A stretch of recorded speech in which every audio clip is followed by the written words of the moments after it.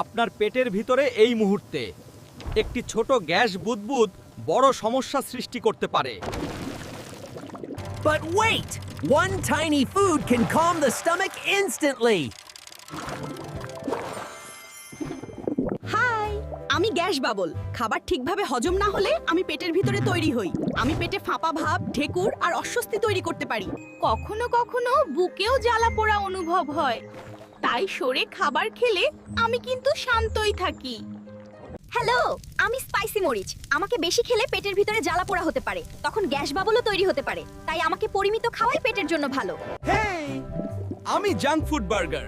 আমাকে বেশি খেলে পেট ভারী হয়ে যায়, হজম ধীরে হয় আর তখন গ্যাস তৈরি হতে পারে।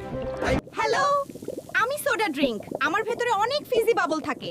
আমাকে বেশি পান করলে সেই বাবলগুলো পেটে ঢুকে যায়, তখন পেট ফাঁপা আর গ্যাসের সমস্যা হতে পারে। তাই আমাকে কম পান করাই পেটের জন্য ভালো। হ্যালো, আমি লেট নাইট ইটিং ক্লক। রাতে খুব দেরিতে খাবার খেলে পেট ঠিকভাবে হজম করতে পারে না, তখন গ্যাস আর পেট ফাঁপা অনুভব হতে পারে। ভিডিওটি ভালো লাগলে লাইক, কমেন্ট, শেয়ার করুন এবং এমন আরো ভিডিও পেতে আমাদের চ্যানেলটি সাবস্ক্রাইব করুন।